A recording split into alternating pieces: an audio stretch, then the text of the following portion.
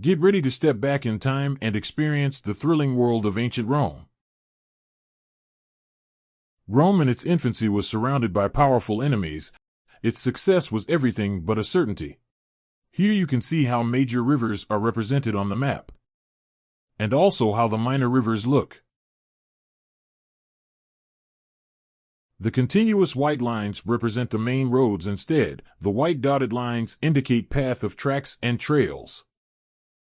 The counters of leaders look like this, with one value representing strength and another indicating cunningness.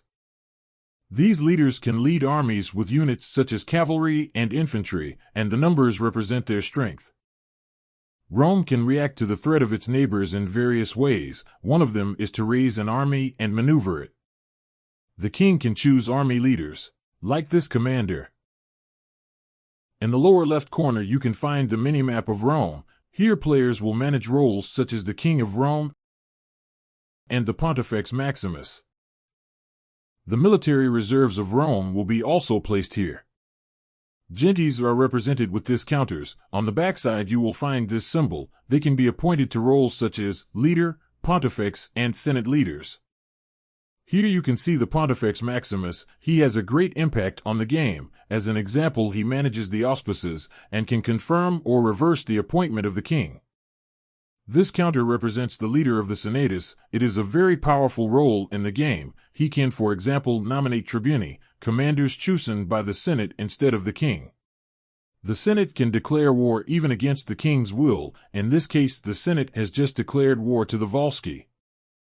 In the multiplayer game, the king is nominated periodically among the players. The same applies for the roles, like in the case of the Pontifex Maximus.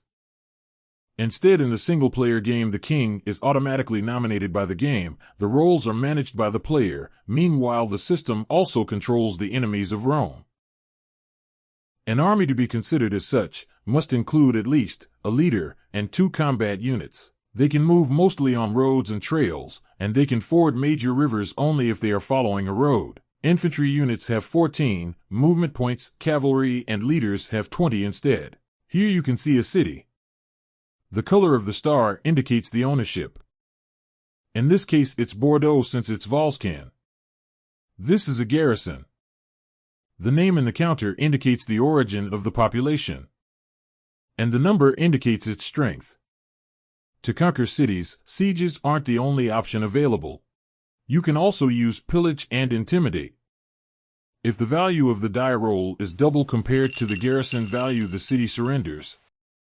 If not, we begin the proper siege. The value of the garrison increases by 1. Roll the die again, and if the value is double compared to the one of the garrison, you win the siege.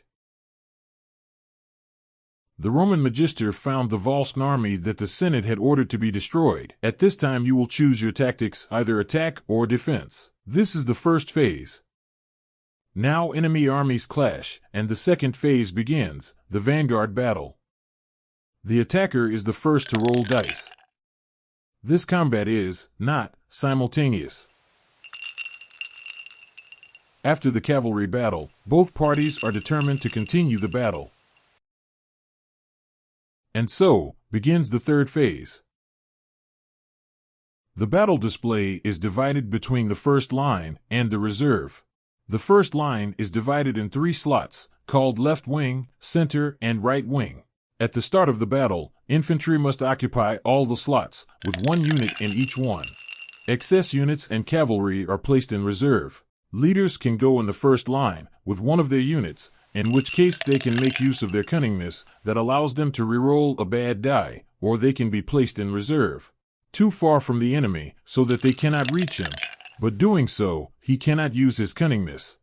The third phase is similar to the second one, but here the die roll is simultaneous. An eliminated unit has the possibility to kill its enemy before being removed from the field. Units from the reserve can be used to fill the gaps in the first line, between a round and the other. Losses before and during battles are recorded in the battle track. Every time a unit is lost, the counter in the battle track goes to the left, 1 or more slots, according to the type of unit eliminated. To kill an unit, its enemy must roll a die and obtain a higher number than the target's virtue. Roman units also have a class number. This indicates the quality of troops from 1, the best, to 5, the worst. When an army is no longer capable of filling the gaps with troops from the reserve, the battle is suddenly over. Players won't be able to complete the die roll sequence, and the winning player will be determined by the score on the battle track. Our Magister can return to Rome and enjoy his well-deserved triumph. Enemy peoples in solitaire game can react to the actions of the player using tools like treachery and ambushes, which are treated similarly to a battle. Naval units can be used as transports and battle units. They have a movement allowance of 25 movement points. They can only move on light blue sea hexagons, even if only partially occupied by the sea. Naval combat happens when 2 enemy fleets are in the same hexagon.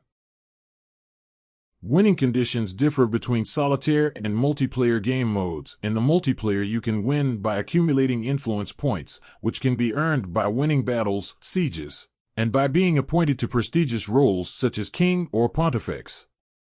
But beware, influence points can be lost. At the last turn, the player which accrued the most influence points wins. In the solitaire mode, influence points are less important. They won't count towards your victory, but will be used to execute actions. You'll win by defeating the enemy peoples that the game system throws at you, and thus accumulating victory points. But it's also possible to suddenly lose the match in various ways. The most common one is that the influence point track reaches 0.